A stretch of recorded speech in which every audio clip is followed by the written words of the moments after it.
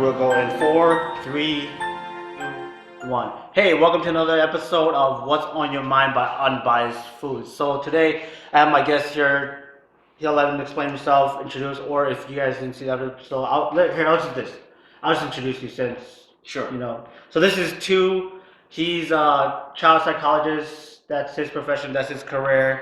He's pretty smart, and we'll just kind of just go right into the food section. So go ahead, put your blindfold on. So Okay. today's food, or this food you'll be trying out right now, it's gonna be store-bought gyozas. All right. So these, how I prepare these they were deep fried. All right.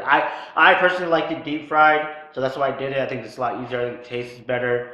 But that's up to you guys. But all right, too. So the first dish is in front of you. I will remove it. You can eat it with your hands.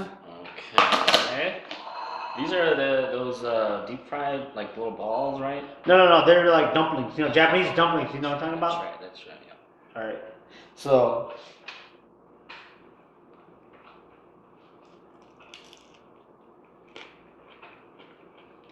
I'm saying you never had these before. I haven't had these. What kind of meat is this? What kind of meat? Yeah. That's chicken. It's okay. It's light on flavor. I'll taste some veggies in there. It's good. It's Yep. good. It's a little lighter. It probably needs like a little sauce or something.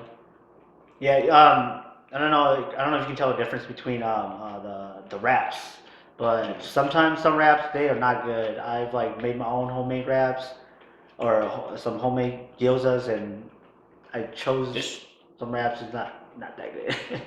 this wrap's okay. It's the edges are kind of crispy. It's not really gooey or anything. It's good. It's good. Not amazing, but it's good. Or yeah, you do have two more in front of you, so if you want to try it, go ahead. If not, Let's switch. switch. All right, here you want to cleanse your palate out. Cleanse your palate out, and then you can try the second dish. All right, here is the second one, right in front of you.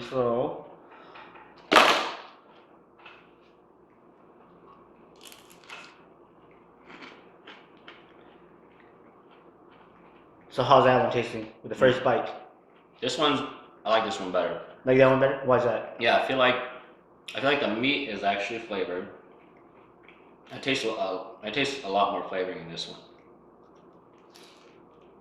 What? You can taste the vegetables, the cabbage. Mm-hmm. Yeah, that's good. The wrap kind of similar, not very different, but the filling definitely a lot better. Yeah, it's more flavorful.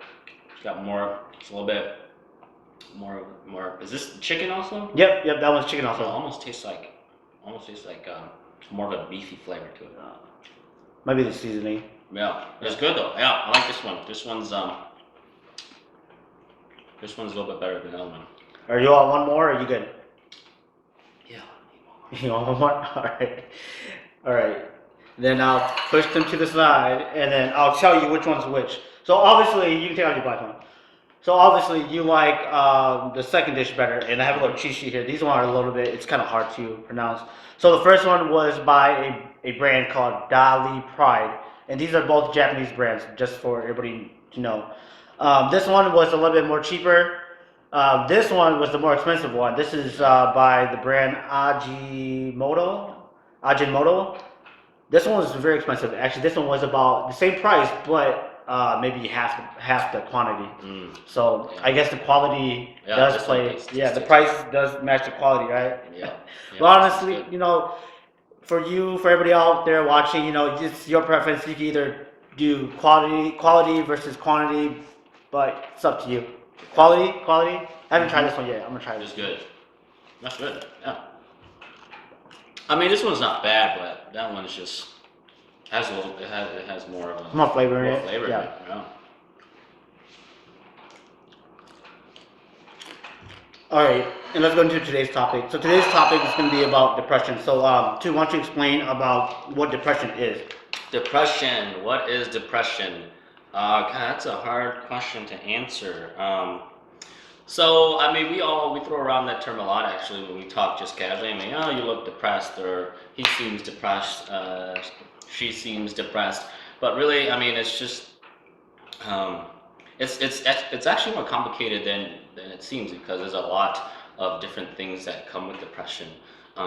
So, and not only that, but the kids who are depressed are actually have a lot of times have different symptoms compared to adults when they're depressed. But it's basically, and it's thought of as as a disorder that's caused by imbalance of neurotransmitters in your brain, and that's kind of why they prescribe you these antidepressant medications, which are in theory supposed to increase. There are different types of medications. Some of them are meant to increase the production of serotonin, which is a neurotransmitter that's supposed to be linked with depression. Sometimes they're mood stabilizers, but really it's thought as imbalance or not enough of neurotransmitters. But I mean, diagnostically speaking, it's people who have just extremely low mood.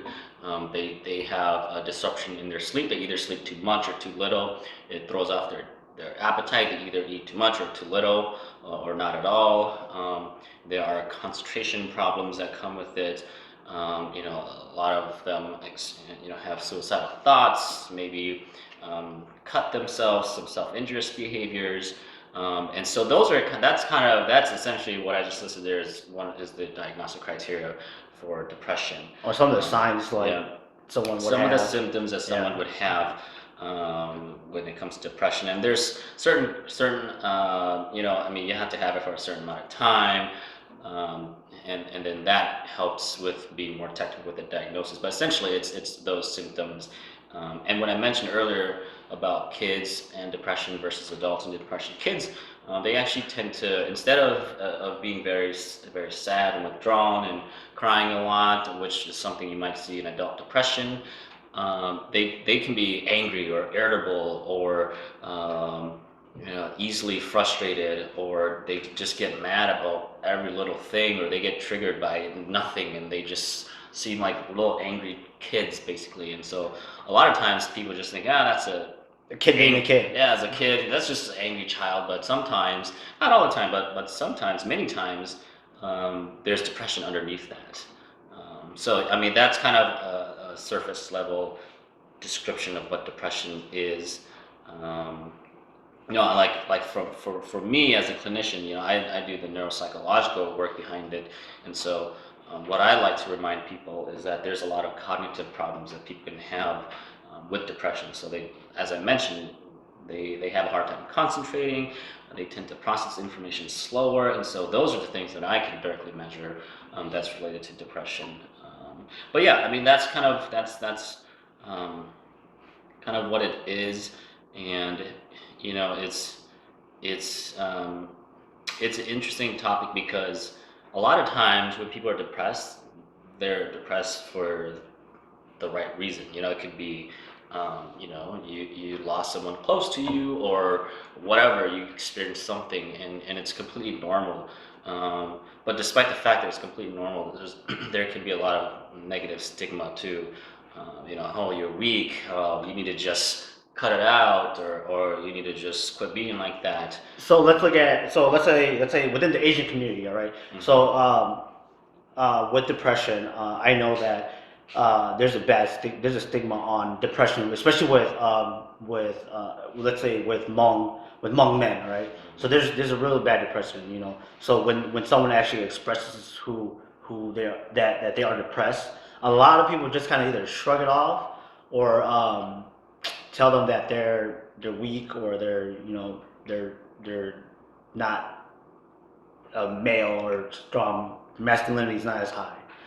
So what do you feel about that? I mean, I think you just said exactly. That's what it is. Like people. A lot of depression is prevalent in not just Hmong communities, but in all communities basically. But in Hmong communities, I feel like it's even more.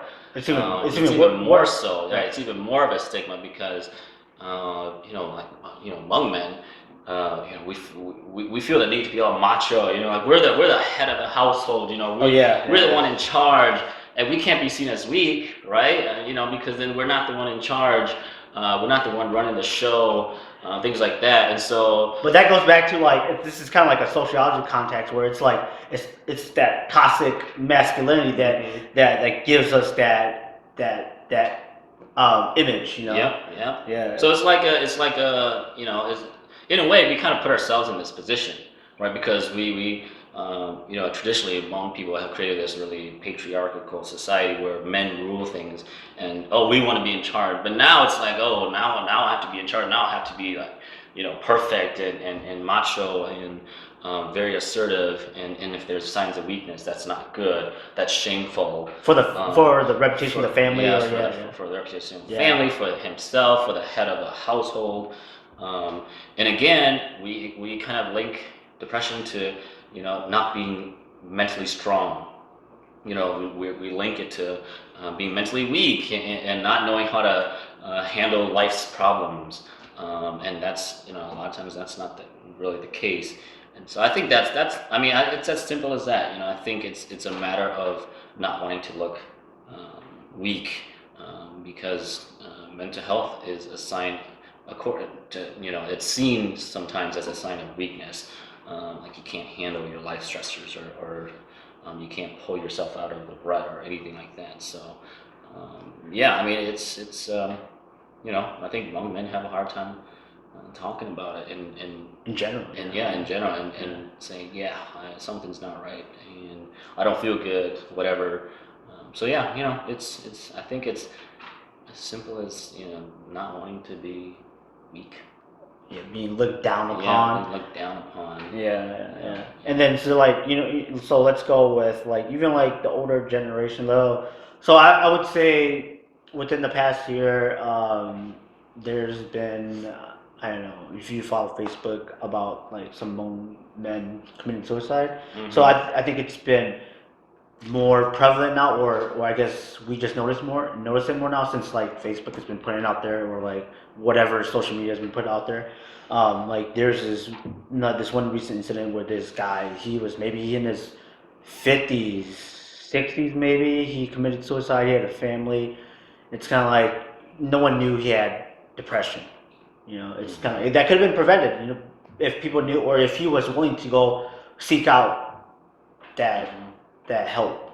Yeah. The, you know, like you said, like goes back to that stigma of like you don't want to be seen like you're weak or you can't provide for your family. Yeah, and I think some people kind of, they maybe overestimate their ability, you know, to handle things independently and to just do it themselves. And next thing you know, you are in a place that's, you know, that you can't get out of by yourself, and you know, you struggle to ask for help, and then that's when you know, when you lose that social support because you feel like you can do it yourself sometimes.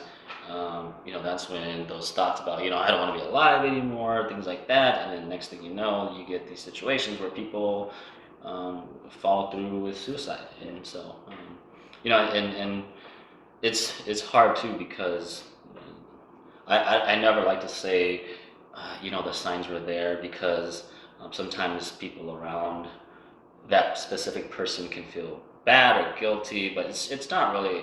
I mean, it's nobody's fault. You know, that's the thing. It's not really anybody's fault. You know, part of depression is having a hard time asking for help too. Oh yeah. So you know, it's really not anybody's fault. It's just something that is unfortunate, and I hope that people who have it go get help, basically. And but what about like people who have that source, that resource to push them out, but they don't go. You know what I'm saying? Sometimes some people they just don't want to do it. Yeah, I mean, that can be frustrating, especially for the family members, Yeah. right? For people who are close to them, and really, I mean, there's not much you can do really, unless they become completely suicidal and you're doing things like putting them in the hospital. So you know, it's frustrating, because it can be hard to deal with people who are in that place, because especially if they're really adamant about not wanting help, and they think it'll just pass. You know, if I just wait it out, you know, I'll just muscle it out, and the depression will go away eventually. So yeah, you know, it's a frustrating thing for family members who have someone, or friends or whatever it is. Do you see that often, like at your clinic? You know, I deal mostly, well, I deal a lot with just with kids. Um, and so not a whole ton with adult depression work. I mean, I see some older, much older adults who have depression, but these are a lot of refugees. And so, I mean, they are dealing with past traumas Oh, and war traumas and things like PTSD. that. Yeah. Yeah. Trauma related depression, things like that. So, um, I don't really see a whole ton of, younger adults or teenagers with depression. So it's usually just the kids. And again, I already touched on that a little bit, but kids have all sorts of their own problems when it comes to depression. All right. So let's say if you give advice to everybody out there or for people who have depression, what would you say? Um, it's okay to be sad. I mean, honestly, that's we in our training. We focus so much on how to get better in life. How do we become happier? How do we, not just training in mental health, but just in life in general. We're always focused on how I want to be the happiest person I can be, and that's perfectly fine. But sometimes what's lost in that mindset, the mentality of being super super happy, is that we forget that being sad is part of life. Yeah. And so when it hits you out of the blue and you don't know how to deal with it, sometimes it's that kind of snowballs into depression. So it's normal to feel down. It's normal to feel sad. That's just part of human nature. That's part of human nature, Yeah. and go and talk to your support system when you feel that way. And if it really starts to impact you, then go see A specialist or a yeah, professional about it. professional, yeah. All right, so let's wrap it up. All right, hey, thanks for everybody. And so if for people who aren't watching it in Minnesota, so this is a nationwide. So there's a suicide hotline that you can reach if you are depressed and you feel you have some suicidal ideation. So that number is 1-800-273-8255. This number is available 24 hours a day. So if you ever have any suicidal ideation, just feel free to give them a call. They're willing to help you out. All right, thanks everybody.